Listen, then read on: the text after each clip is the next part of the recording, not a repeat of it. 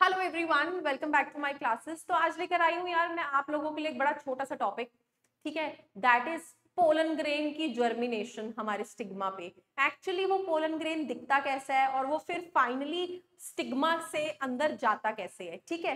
अब pollen grain male gamete है कि नहीं है, या मेल गेमीट क्या है, ठीक है। तो इन सब चीजों की क्लैरिफिकेशन मैं आज आपको इस क्विक शॉर्ट वीडियो से दूंगी, ठीक है जी। तो चलिए फटाफट स्टार्ट करते हैं अबाउट पोलन ग्रेन का structure. As you can all see in the diagram, pollen grain की दो लेयर्स हैं, that is intine and exine. Intine अंदर की बाउंड्री है जो cell wall basically pollen grain की है। To start with, pollen grain is just a simple cell, ठीक है, वन सिंगल सेल स्ट्रक्चर जो हैप्लॉइड है। हैप्लॉइड इसीलिए क्योंकि वो मियोसिस से बना हुआ है, तो ऑब्वियसली मियोसिस से बनी हुई जितनी स्ट्रक्चर्स होते हैं they are haploid in nature, right. अब ये एक सिंगल सेल है जिसकी दो cell wall, cell membrane as it is है, जो बाहर की सेल वॉल है उसे हम बोल रहे हैं इंटाइन, राइट। और ये इंटाइन एक सेल्यूलोज और पेक्टिन जैसे मटेरियल से बनी होती है। इट्स अ कंटिन्यूअस लेयर जो पोलन ग्रेन में जर्मिनेट, पोलन ट्यूब जो बनती है ना स्टिग्मा में जाके, वो पोलन ट्यूब इस इंटाइन से ही कंटिन्यू होती है, ठीक है जी।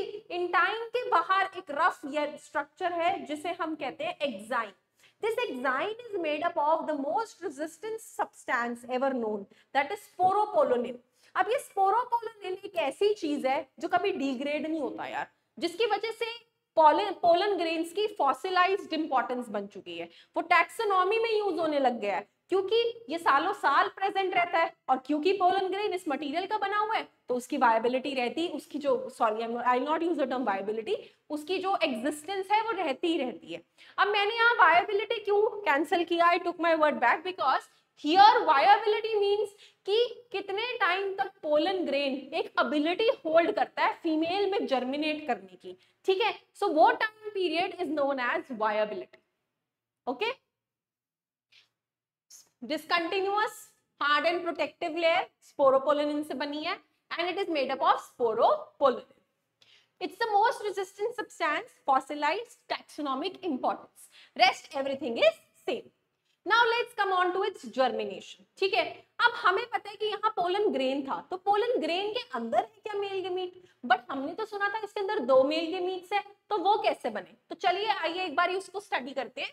This is a pollen grain single cell, उसके अंदर ये बेसिकली हैप्लॉइड होता है, इट्स अ हैप्लॉइड स्ट्रक्चर। तो इसी स्ट्रक्चर के अंदर होती है एसिमेट्रिकल माइटोसिस। अब सिंपल माइटोसिस का क्या मतलब है कि जो भी स्ट्रक्चर है वो आगे दो में डिवाइड होएगा, करेक्ट। तो यहाँ पे यही होता है, सेल में होती है डिवीजन। डिवीजन में एक बनता है हमारा छोटा जेनरेटिव सेल, स्मॉलर, और दूसरा बनता है हमारा vegetative tube cell. Vegetative cell या ट्यूब सेल कहिए इसको, ट्यूब इसके लिए क्योंकि वो पोलन ट्यूब में अंदर बाहर की तरफ जाता है, ये लार्जर होता है थोड़ा सा, ठीक है। तो अब हमारा पोलन ग्रेन आ गया है टू सेल्ड स्टेज पे। 60% एंजियोस्पर्म के केसेस में ये टू सेल स्टेज लेकर एंटर करता है हमारे स्टिग्मा के अंदर। स्टिग्मा में कुछ केमिकल रिलीज होते हैं जो इसको होल्ड करते हैं और इसे अंदर की तरफ खींच कर लेके जाते हैं।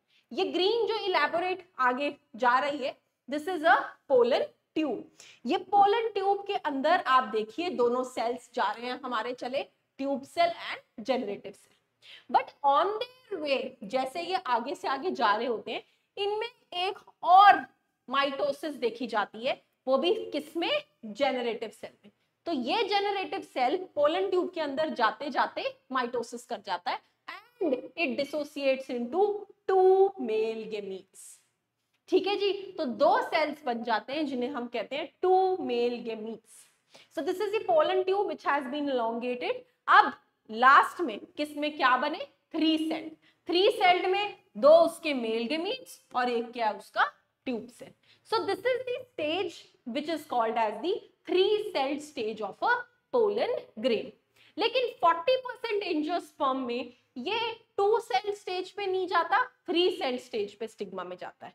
तो वो डिपेंड करता है कि कौन से एंजियोस्पर्म्स में टू सेल्ड जा रहा है या कौन से एंजियोस्पर्म्स में थ्री सेल्ड जा रहा है। आपको कॉन्सेप्ट की अंडरस्टैंडिंग होनी चाहिए। एग्जाम्पल्स तो देखो बेटा एनीवेज याद ही करने पड़ते हैं, ठीक है, लेकिन एक बार आपके साथ कॉन्सेप्ट क्लियर हो तो आप एग्जाम्पल्स को क्या बोलते हैं रिटेन रखने के लिए भी एफर्ट्स कर सकते हैं, ठीक है जी।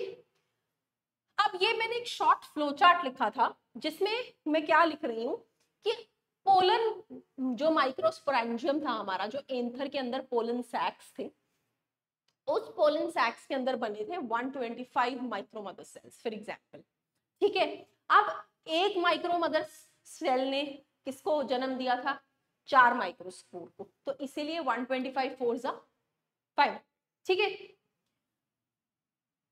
नेक्स्ट ये माइक्रोस्पोर्स उतने ही पोलन ग्रेन्स को जन्म दे गए। Now these pollen grains each of them will be carrying mail gametes, कितने? 2। तो 500 pollen grains will be having 1000 mail gametes. तो कहीं से कहीं ये कहानी शुरू हुई थी और एट लास्ट बहुत सारे मेल गेमीट्स रिलीज हुए थे। बट अब अगर मैं नेक्स्ट एक वीडियो शॉर्ट बनाऊंगी मेगास्पोरोफिल पे, दैट इज ओव्यूल के अंदर जो हमारे फीमेल गेमीट बनेगा, वो इतने सारे नहीं बनते, वो एक ही बनता है। ठीक है, females have their own importance, ठीक है, वहां एक ही बनता है। So male gametes are released in abundance. ठीक है जी, so this was a quick video based on pollen grain का स्ट्रक्चर, उसका इंटाइन, एक्साइन, उसका स्पोरोपोलिनिन, उसकी कुछ economic importances, and then male gamete कैसे बन रहा है, राइट, कैसे वो आगे 2 सेल में और 3 सेल में डिवाइड कर रहा है। ठीक है जी, so that's all for today, thank you very much.